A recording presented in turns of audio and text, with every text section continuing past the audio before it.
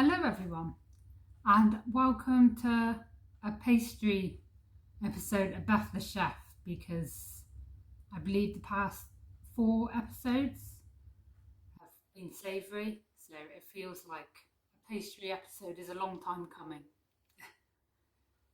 And this episode is inspired by those beautiful debates on whether they're cakes or biscuits. I think they're cakes. um, with the apricot middle. A lot of people mistake it for orange, but it's actually apricot covered in chocolate. But we're doing our versions. So we're going to do blackcurrant Jaffa cakes, and it's not going to be dark plain chocolate. It's going to mainly be caramelized white chocolate on the outside. So the skills involved for this week is the sponge is a Jacon sponge, which I will talk a little bit through with you, get you familiar with it. And we're caramelising our white chocolate, of course. We're going to do a bit of good old feathering that was demonstrated in the Madeline's episode. And we've got a fair bit to do again, so we'll crack on with it. You need a mixing bowl as a heads up, an electric mix at the ready for this one.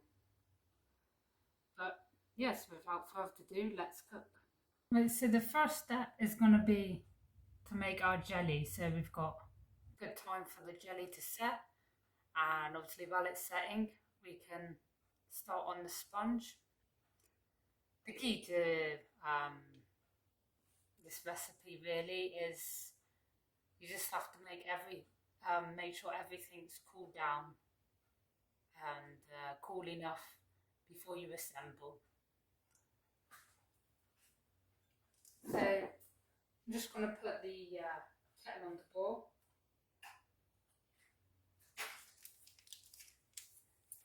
And I've just got blackcurrant jelly here, which you can get in supermarkets.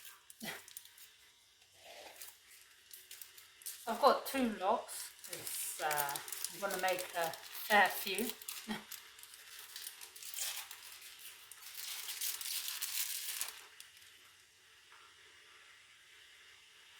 You know the drill, just break your jelly up into pieces.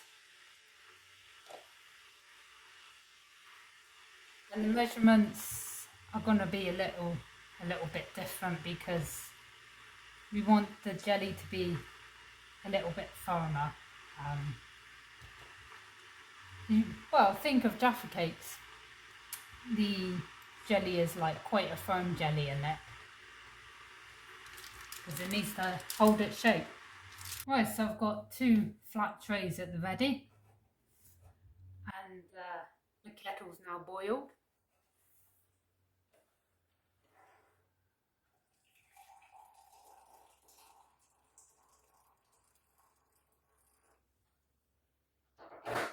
So in here is 350 ml of boiling water.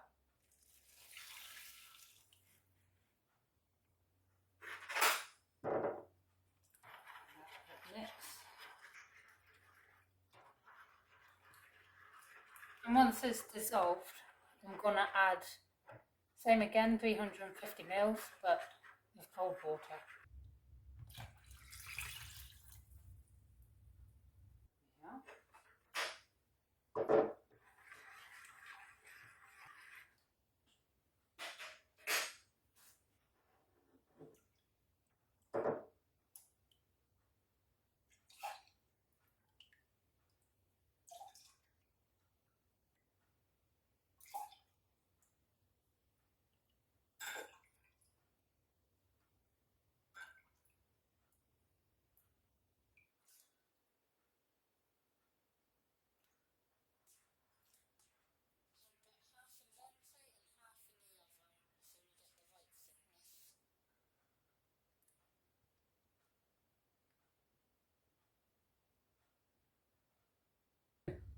Jacon sponge is used in a lot of French pâtissière, mainly the opera cake. Um, it's layers of Jacon sponge with different ganaches, tempered chocolate, lots of layers. And it's just a light, airy sponge made with almonds, ground almonds as well, which, because it's so light, the almonds help the structure to hold all those different layers. But the name Jacon sponge actually comes from Mona Lisa.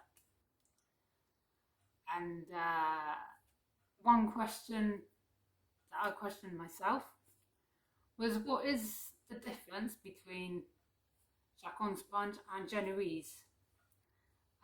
Because they are very similar, but the slight difference is obviously the almonds and the content of eggs within the sponge. So Jacon, as you will see later on, actually uses whole eggs and egg whites. But Genoese sponge, which is the sponge we used for the peanut butter roulade in that episode, it's just using whole eggs. As you can see, there's a fair amount of ingredients, but I've covered up the ingredients towards our Jacon sponge. And of course, I'll get the electric mixer out in just a minute. So for the sponge, I've got my 3 egg whites in there. I've got 15 grams of caster sugar. There's 3 whole eggs in there.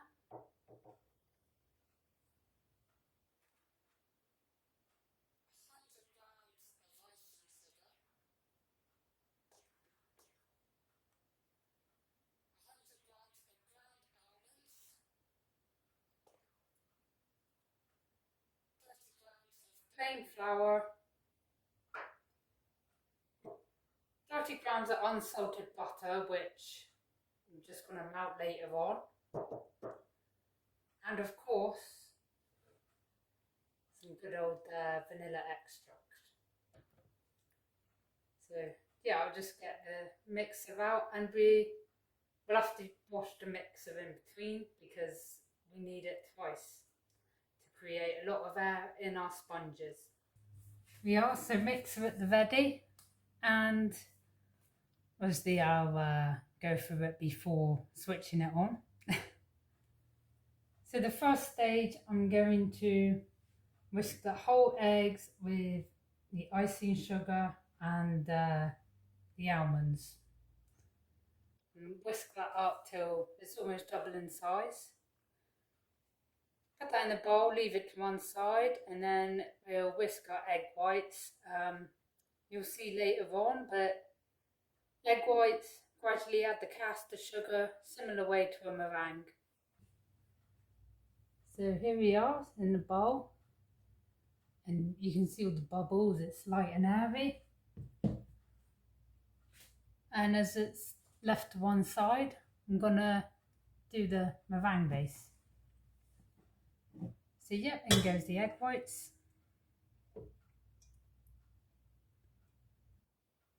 Make sure your mixing bowl and everything is completely dry in order to not flatten your meringue. So we go.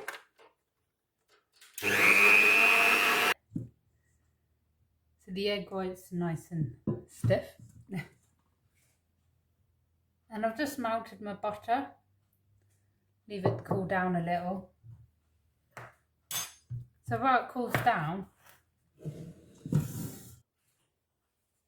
I'm gonna gradually fold the whites into the whole egg mix.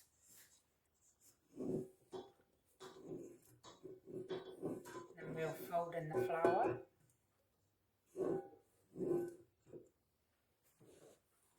Same way to macaroons. Nice figure of 8 motion. And the souffles as well. Can't forget them souffles.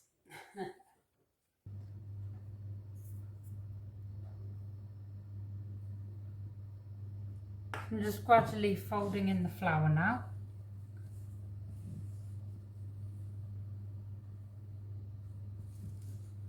Make sure it is incorporated well without knocking too much air out.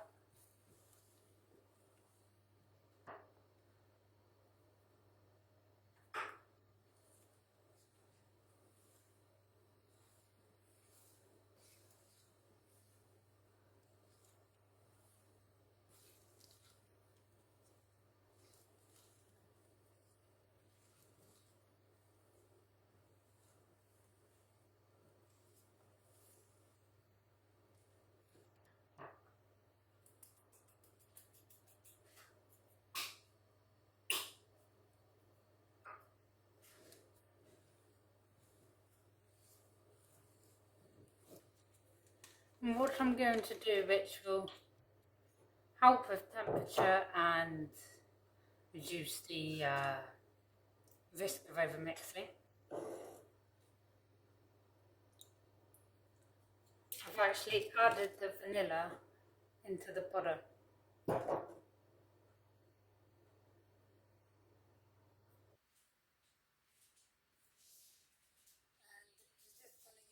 Side of the bowl for it to go down in.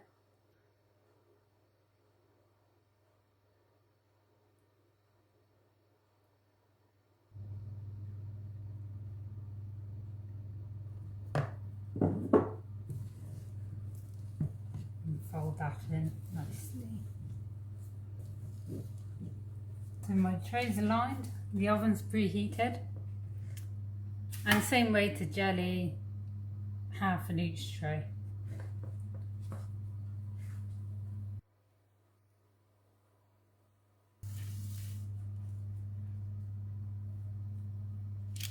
I'm going to flatten it out and it'll go in the oven. Keep an eye on them, but 5 to 7 minutes.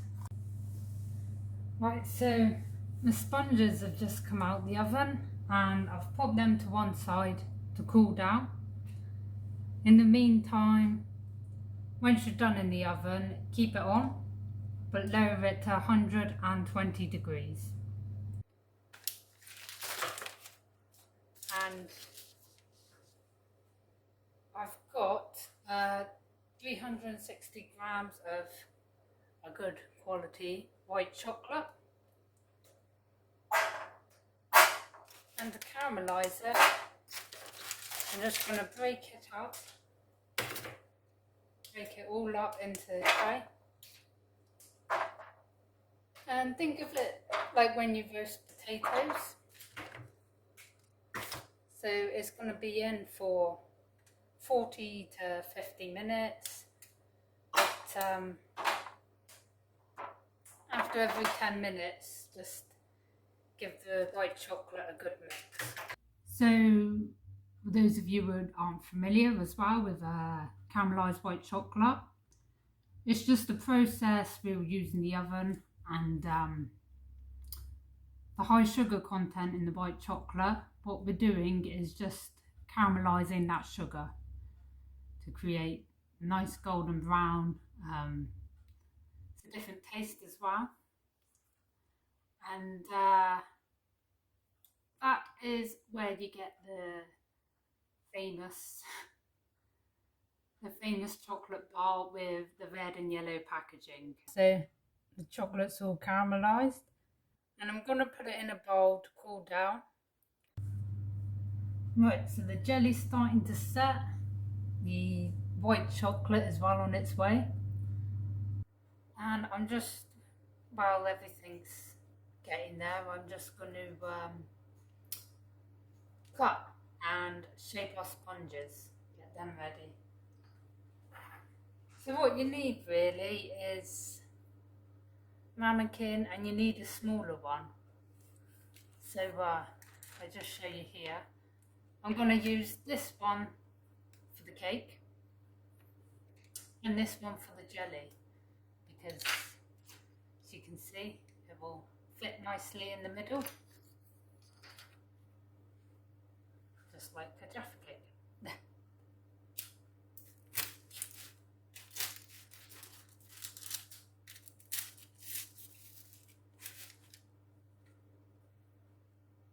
As you can see, it's very similar. And just pop to one side. Right, so got my jelly here, and we've got 22 sponge bases, so we're going to need 22 jelly middles. But because the top of it is going to be covered in chocolate, and we want this jelly to be secured on there, no sliding around while assembling. I've got some more dark chocolate for the feathering later on, but I've got a bit of it here melted. And what I'm going to do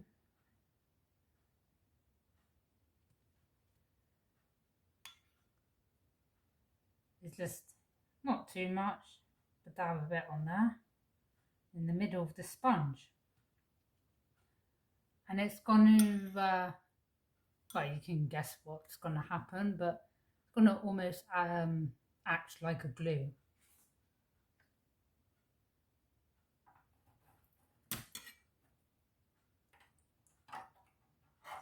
In the middle, you have to be very careful with this because it's delicate.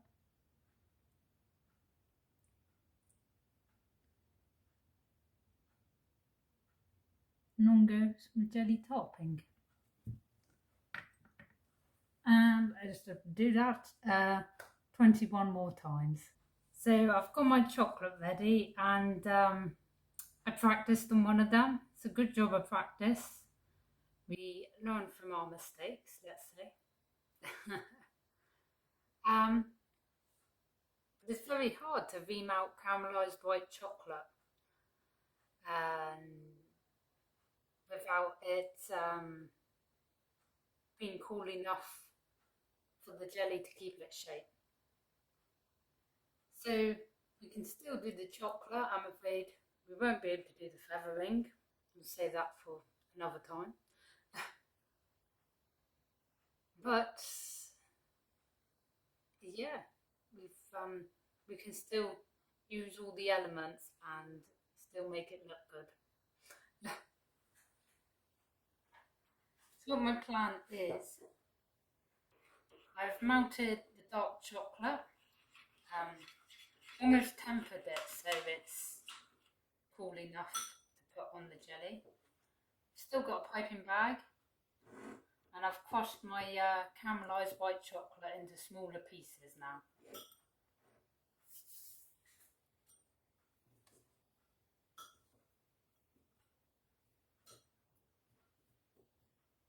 Just make sure all the chocolate's cooled down.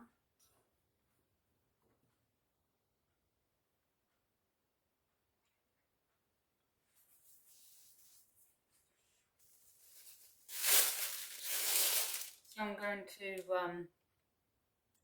do a nice drizzle it well, and then sprinkle on little bits of our caramelised white chocolate.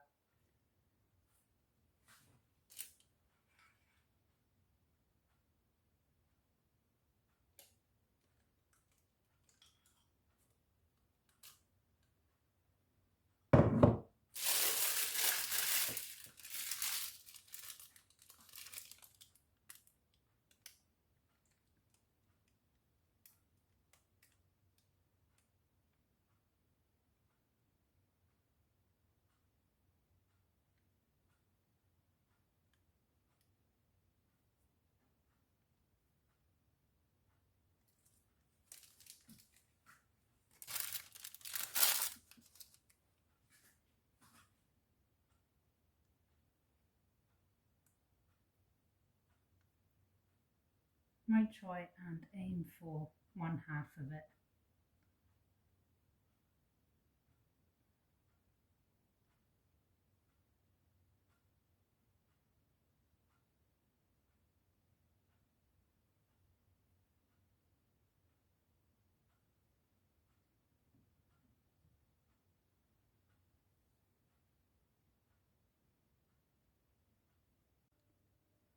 So here we have it, of blackcurrant and caramelized white chocolate Jaffa cakes with the Jacon sponge, blackcurrant jelly, and caramelized white chocolate and dark chocolate piping. Spread the word, Beth the chef. Join us next week, where we're going to be a little bit inspired with Halloween and make the ultimate pumpkin pie. Bon appetit!